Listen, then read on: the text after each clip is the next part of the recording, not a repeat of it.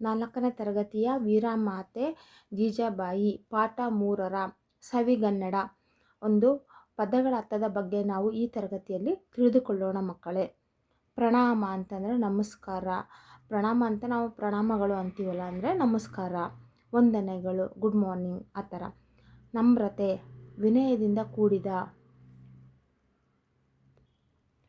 ನಮ್ರತೆ ಅಂತಂದರೆ ವಿನಯದಿಂದ ಕೂಡಿದ ಅಂತ ಅಂತೀವಿ. ಗದ್ದಿಗೆ ಅಂದರೆ ಪೀಠ ಅಲಂಕರಿಸುವುದು. ಪ್ರಾರಂಭ ಅಂತಂದರೆ ಮೊದಲು, ಅಂದರೆ ಫಸ್ಟ್ ಅಂತೀವಿ, ಆರಂಭ. ಅಂತಿಮ ಅಂತಂದರೆ ಕೊನೆ, ಲಾಸ್ಟ್. ಶಾಶ್ವತ ಅಂತಂದರೆ ಶಾಶ್ವತ, ನಾಶ ಹೊಂದದ, ಅಂದರೆ ಶಾಶ್ವತವಾಗಿರೋದು ಯಾವಾಗಲೂ ಒಂದೇ ಥರ ಇರೋದಕ್ಕೆ ನಾವು ನಾಶವಾಗದೇ ಇರೋದಕ್ಕೆ ಶಾಶ್ವತವಾಗಿರೋದು, ಹಾಳಾಗದೇ ಇರೋದಕ್ಕೆ ನಾವು ಶಾಶ್ವತ ಅಂತ ಕರಿತೀವಿ. ಸ್ವಾಭಿಮಾನ, ಸ್ವಾಭಿಮಾನ ಅಂತಂದರೆ ಒಬ್ಬರು ಆತ್ಮಗೌರವ ಅಂತ ಕರಿತೀವಿ ಮಕ್ಕಳೇ. ಉದ್ಯೋಗ ಅಂತಂದರೆ ವೃತ್ತಿ, ಕೆಲಸ. ಉನ್ನತಿ ಅಂತಂದರೆ ಹಿರಿಮೆ, ಏಳಿಗೆ ಅಂತ ಕರಿತೀವಿ ಮಕ್ಕಳೇ. ಎದೆಗುಂದದೆ ಅಂತಂದರೆ ಭಯವಿಲ್ಲದೆ, ಯಾವುದೇ ಒಬ್ಬರದ್ದು ಹೆದರಿಕೆ ಇಲ್ಲದೆ ಅಂತ ಬದುಕುವುದನ್ನು ನಾವು ಎದೆಗುಂದದೆ ಅಂತ ಕರಿತೀವಿ.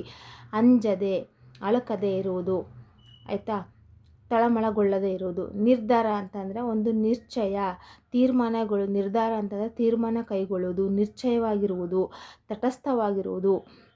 ಹೊಂಗನಸು, ಹೊಂಗನಸು ಅಂತಂದರೆ ಸುಂದರವಾದ ಒಂದು ಸ್ವಪ್ನ, ಒಂದು ಕನಸು ಅಂತ ಕರಿತೀವಿ ಮಕ್ಕಳೇ. ಅದೇ ರೀತಿಯಲ್ಲಿ ಚಾಣಾಕ್ಷ ಅಂತಂದರೆ ಸೂಕ್ಷ್ಮ ದೃಷ್ಟಿ ಉಳ್ಳವನು. ಇವನು ಭಾರಿ ಚಾಣಾಕ್ಷ ಇದ್ದಾನೆ ಅಂತ ಅಂತೀವಲ್ಲ, ಇವಳು ಭಾರಿ ಚಾಣಾಕ್ಷ ಇದ್ದಾವೆ ಅಂತಂದರೆ ಸೂಕ್ಷ್ಮ ದೃಷ್ಟಿ ಉಳ್ಳವರನ್ನು ನಾವು ಚಾಣಾಕ್ಷ ಅಂತ ಕರಿತೀವಿ, ಆಯಿತಾ. ಮತ್ತು ಪಣ ಅಂತಂದರೆ ಪ್ರತಿಜ್ಞೆ ಮಾಡುವುದು, ಒಂದು ಪ್ರಾಮಿಸ್ ಮಾಡುವುದು. ಪತಾಕೆ ಅಂತಂದರೆ ಧ್ವಜ, ಬಾವುಟ ಅಂತ ಕರಿತೀವಿ.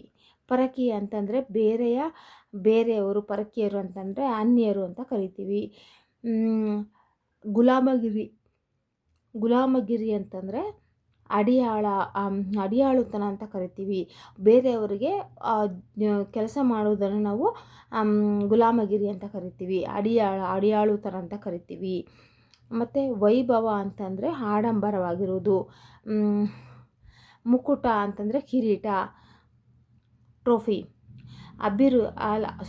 ಅದ್ಭುದಯ ಅಂತಂದರೆ ಅಭಿವೃದ್ಧಿ ಹೊಂದಿರುವುದು, ಏಳಿಗೆ ಆಗಿರುವುದು ಅಂತ ಕರಿತೀವಿ ಮಕ್ಕಳೇ. ಈ ಒಂದು ಪದಗಳ ಅರ್ಥ ನಿಮಗೆ ಇಷ್ಟವಾದಲ್ಲಿ please Kannada for little stars like ಮಾಡಿ, ಶೇರ್ ಮಾಡಿ, ಮೇಲೆ ಕಾಣುವಂಥ ಬೆಲ್ ಐಕಾನನ್ನು ತಪ್ಪದೇ ಪ್ರೆಸ್ ಮಾಡಿ. ಧನ್ಯವಾದಗಳು.